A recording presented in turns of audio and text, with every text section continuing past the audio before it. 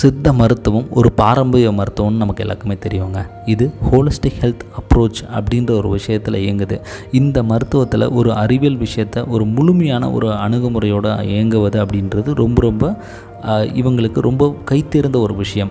அதாவது அந்த காலத்திலேயே சித்த மருத்துவர்கள் ஒரு அறிவியல் ஒரு அணுகுமுறையோட ஒரு நோயை தடுக்கிறதுக்கும் ஒரு நோயாளனை ஊக்கப்படுத்துறதுக்கும் நோயை குணப்படுத்துவதற்கும் புத்துணர்வு அளிப்பதற்கு மறுவாழ்வு அளிப்பதற்கு சுகாதார பராமரிப்பை வழங்குவதற்கான பல்வேறு விஷயங்களை சொல்லியிருக்கிறாங்க.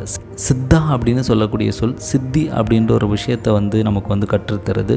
ஒரு முழுமையான நித்திய பேரின்பத்தை அடையக்கூடிய அனைத்து விஷயத்தையும் நமக்கு தரக்கூடியதாக இந்த பெயர் உணர்த்துகிறது. இந்திய துணைக்கண்டத்தில் சித்த மருத்துவமானது ஒரு கலாச்சார பாரம்பரிய பெருமையை பிரதிபலிக்கக்கூடிய ஒரு விஷயமாக நம்ம பார்க்குறோம். இதில் பல்வேறு மருந்துகளை கொண்டது. இதில் சித்த மருத்துவத்தில் முக்கியம் 4 பிரிவாக நம்ம இதை பிரிக்கிறோம். இந்த பிரிவின் கீழே தான் சித்த மருத்துவம் அடுத்தடுத்த கட்டமாக போயிட்டுருக்கு. வாதம், வைத்தியம், யோகம், ஞானம்னு சொல்லுவோம். இதில் ஒவ்வொரு பிரான்ச்சும் ஏகப்பட்ட விஷயத்தை சொல்லிட்டு வருதுங்க. இதில் ரொம்ப அடுத்து முக்கியமானது நம்ம உடலிலிருந்து ஒரு தத்துவங்க. நம்ம உடல் எப்படி 96 தத்துவம் நம்ம சொல்லுவோம் இல்லையா, அந்த 96 தத்துவத்தில் ஒவ்வொரு கருவிகளும் நம்மளை உடலை இயக்குதுங்க. இந்த கருவிகள் 96ல் ஏதாவது ஒரு சின்ன ஒரு பிசறு ஏற்பட்டாலும் நம்ம உடல் பாதிப்படைஞ்சிருக்கும் அப்படின்ற ஒரு பிரதிபலிப்பை நம்ம ஈஸியாக எடுத்துக்கலாம். இந்த 96 தத்துவ முறைகளுடைய கருவிகளுடைய அடிப்படையில் தான் சித்த மருத்துவம் உருவானது. சித்த மருத்துவ முறையும் இயங்குதுங்க. இந்த 96 கருவியில் தான் 5 பூதங்களும் 7 உடற்கட்டல் இந்த போன்ற பல்வேறு விஷயங்களை நம்ம பார்த்துட்டு வந்துட்டுருக்குறோம்.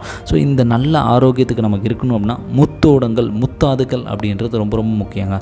வாதம், பித்தம், கபம்னு சொல்லுவோம். வாதம் காற்று மற்றும் விண்வெளியினுடைய கனிமத்தால் கலவையால் ஆனது. அனல் பித்தம், அதாவது பித்தம் அப்படின்றது நெருப்பு சார்ந்த விஷயத்தினால ஆனது. கபம் அப்படின்றது மண் மற்றும் நீர்க்கூறுகளால் உருவானதாக சொல்லப்படுது.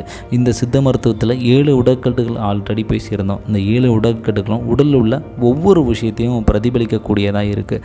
இந்த 7 உடற்கட்டில் ஏதாவது ஒரு பிரச்சனை அப்படின்னா நம்ம நோய் அணுகிறப்போ இந்த உடலில் உள்ள நோய் இந்த 7 உடற்கட்டுகளை நம்ம பரிசோதிக்கும் போது பிரதிபலிக்கதாக இருக்கிறது. மேலும் முத்தாதுக்களினுடைய பயனையும் நம்ம வச்சு ஒருங்கிணைச்சு ஒரு கம்பேரிட்டிவ் டயக்னோசிஸ் பண்ணக்கூடிய விஷயத்தை நம்ம தெளிவாக தருதுங்க. இந்த சித்த மருத்துவ வரலாறுன்னு பார்க்குறப்போ கிமு 10,000லேருந்து 4,000 ஆண்டுகளுக்கு முன்பிருந்தே இந்த சித்த மருத்துவம் உருவானதாக நம்பப்படுகிறது. அதுவும் தமிழ் சார்ந்து தமிழ் மக்கள் எங்கெல்லாம் இருந்திருக்கிறாங்களோ, தமிழ் பேச்சுக்கள் எங்கெல்லாம் இருந்திருக்கோ அந்த ஓரங்கள் தென்கிழக்கு ஆசிய நாடுகளான தென்னிந்தியா, இலங்கை, மலேசியா, சிங்கப்பூர், மொரீஷியஸ் போன்ற பல்வேறு நாடுகளில் சித்த மருத்துவம் அங்கே பயன்பட்டிருக்கிறதாக அறிவியல் விஞ்ஞான அறிவிப்புகள் கூறுதுங்க.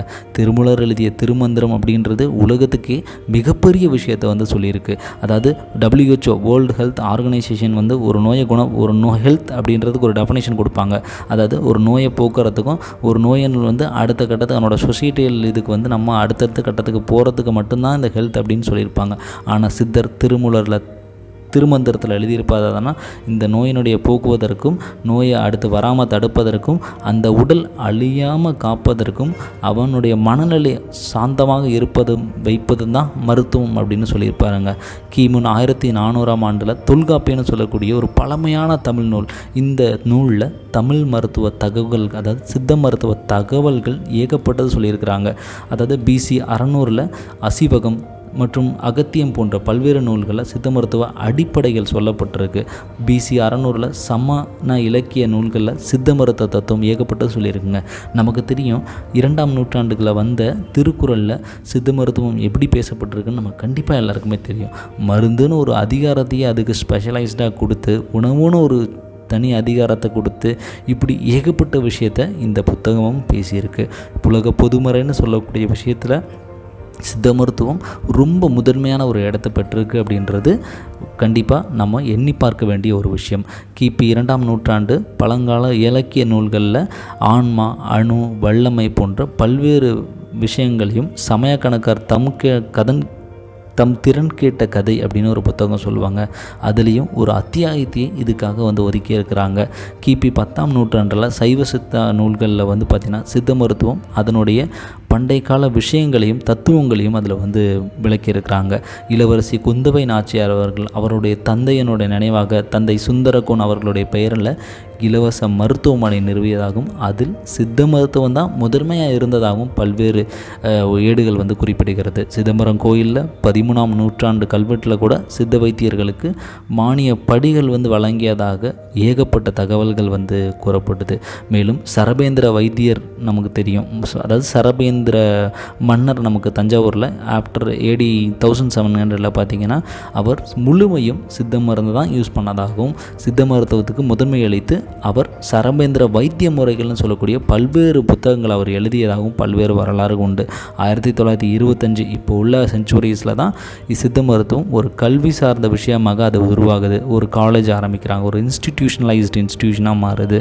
கிபி 1926 இந்திய மருத்துவத்திற்கான ஒரு தனி அரசு மருத்துவமனையை வந்து மருத்துவ கல்லூரியோட சேர்த்து இணைச்சி அதை வந்து கட்டுறாங்க சென்னையில்.